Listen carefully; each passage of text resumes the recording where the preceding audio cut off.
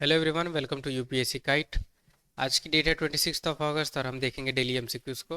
Video start करने से पहले आपसे रिक्वेस्ट रहेगी, अगर आप ये वॉच कर रहे हैं तो प्लीज़ अपनी आंसर्स को भी आप कमेंट बॉक्स में मेंशन करें। तो आज की पहली क्वेश्चन है, consider the statements regarding G20 या group of 20। First, it is a regional forum. Second, G20 groups cover 1/3 of the global population. Third statement, 19th summit of G20 was held in 2023. Select the correct option. A 1 and 2, B 2 and 3, C 3 only, D none of the above. तो इसकी correct answer है D, none of the above. तीनों statement wrong है। अब हम देखते हैं कैसे रॉन्ग है। पहली स्टेटमेंट कह रही है कि ये रीजनल फोरम है, ये गलत है, ये रीजनल नहीं इंटर गवर्नमेंटल फोरम है, ठीक है। दूसरी स्टेटमेंट कैसे गलत है, यहाँ लिखी हुई है कि 1/3 ग्लोबल पॉपुलेशन को ये कवर करती है, जबकि ये गलत है, 2/3 ग्लोबल पॉपुलेशन को ये ग्रुप कवर करती है। थर्ड स्टेटमेंट कैसे गलत है, 19 सबमिट यहाँ लिखी हुई है, अभी तक टोटल 18 सबमिट्स ही सिर्फ कंडक्ट हुई हैं G20 ग्रुप के द्वारा, अभी 19th नहीं हुई है, ठीक है। 18 सबमिट जो हुई थी G20 की कहाँ हुई थी, तो इंडिया में हुई थी, न्यू दिल्ली में। और कब हुई थी, 2023, आपको याद रखना है, क्योंकि 2024 में तो यूपीएससी ने नहीं पूछा, न्यूज़ में है, चांसेस हो सकती है कि G20 के बारे में आपसे 2025 यानी नेक्स्ट ईयर पूछे। दूसरी क्वेश्चन है, consider the statements regarding classical language. First, total 6 languages are declared as classical language. Second, few classical languages are under its schedule of constitution. Third, the Archaeological Survey of India provides the guidelines regarding classical language. Select the incorrect option. A 1 only, B 2 only, C 2 and 3, D none of the above.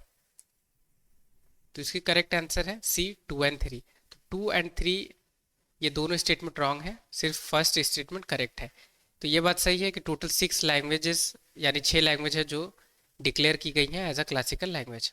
दूसरी statement कैसे गलत है, क्योंकि यहाँ पे few लिखी है, few नहीं सारी की सारी, यानी 6 लैंग्वेज कवर्ड है 8 शेड्यूल ऑफ कॉन्स्टिट्यूशन में, यानी उसके अंडर है।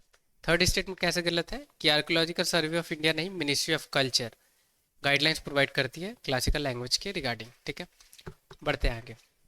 Third MCQ, which of the given below national parks are located nearby Brahmaputra river. तो ब्रह्मपुत्र रिवर की नियर बाई में कौन कौन सी नेशनल पार्क है, ये आपसे पूछी गई है इन पर्टिकुलर ऑप्शन में से। First, Orang national park. Second, Kaziranga national park. Third, Manas national park. Select the correct option. A 1 only, B 2 only, C 3 only, D 1 and 2। Video pause करके आंसर देने की कोशिश करें। तो इसकी करेक्ट आंसर है D 1 and 2, ठीक है। ओरांग और काजीरंगा दोनों नेशनल पार्क जो है ये नियर बाई ब्रह्मपुत्र रिवर पे लोकेटेड है, जबकि मानस नेशनल पार्क, ये आपको पता होगा कि मानस नेशनल पार्क जो ब्रह्मपुत्र की ट्रिब्यूटरी रिवर है मानस, वहाँ पे उसके आसपास ये लोकेटेड है, राइट। तो ये बिल्कुल इनकरेक्ट है थर्ड वाली। तो 3 ऐसी नेशनल पार्क है जो ब्रह्मपुत्र रिवर के नियर बाई में है, कौन कौन, तो Orang national park, second Kaziranga, third Dibru Saikhowa national park. याद रखनी है, इंपॉर्टेंट हो सकती है। ये क्वेश्चन है पॉलिटी की, यूपीएससी ने पूछा हुआ है, देखते हैं आप इसे सॉल्व कर पाते हैं या नहीं। Consider the following. First, right to life and liberty. Second, right to freedom of religion. Third, equality before law. Fourth, freedom of speech and expression. Which rights among the above cannot be claimed by foreigners in India. तो इनमें से कौन से rights foreigner के पास नहीं है, यही आपसे पूछी गई है। A 1 and 2, B 2 and 3, C 4 only, D 3 and 4। तो इसकी करेक्ट आंसर है C 4 ओनली, ठीक है। तो पहली, सेकंड और थर्ड, फर्स्ट सेकंड थर्ड, ये तीनों राइट्स पर्टिकुलर फॉरेनर्स के पास होती है। तो उनके पास right to freedom of religion है, right to life and liberty है, और इक्वालिटी बिफोर लॉ, ठीक है, ये तीनों है।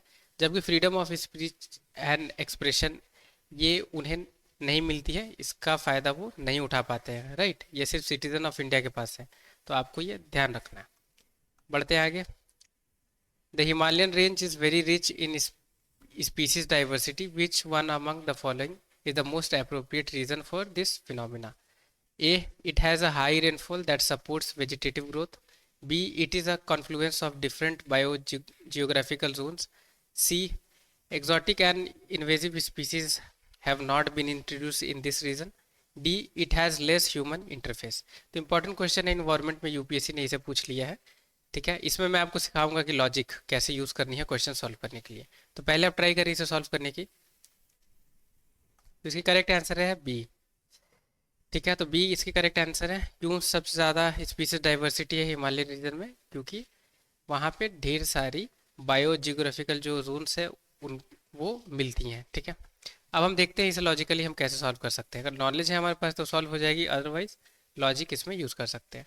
सबसे पहले स्टेटमेंट को देखेंगे, ए को देखते हैं। It has a high rainfall that support vegetative growth. तो आप सोच सकते हैं कि अगर ज़्यादा रेनफॉल हो रही है राइट, तो वेजिटेटिव ग्रोथ अच्छी है।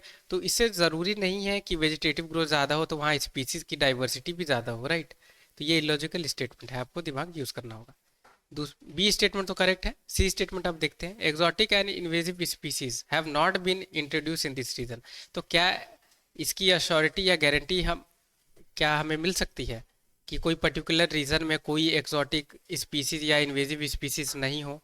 क्या इतनी डिटेल में सारी आप कह सकते हैं एरिया, पर्टिकुलर एरिया की क्या सर्वे हुई है? तो ये बहुत ब्रॉड स्टेटमेंट है, इसलिए इसे हम इनकरेक्ट कंसिडर कर सकते हैं। और सबसे लास्ट वाली डी, ये तो सबसे बेकार स्टेटमेंट और बेतुका स्टेटमेंट है कि it has less human interference. क्या इंडिया में ऐसे कोई प्लेस है जहाँ पे ह्यूमन की इंटरफेरेंस ना हो? तो ये है कुछ स्टेटमेंट जिसपे आप लॉजिक यूज़ कर सकते हैं और क्वेश्चन सॉल्व कर सकते हैं।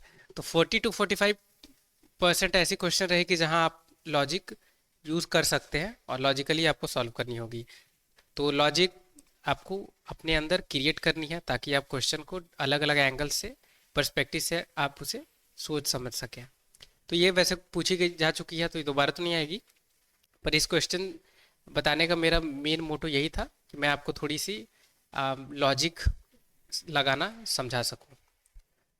तो thank you so much video watch करने के लिए। अगर आपके लिए ये वीडियो यूज़फुल रही हो या आपने नॉलेज गेन करी हो तो प्लीज़ लाइक करें। चैनल पर नए हैं या अभी तक सब्सक्राइब नहीं किया है तो प्लीज़ चैनल भी सब्सक्राइब करें। टिल द टाइम के लिए take care, have a great day ahead.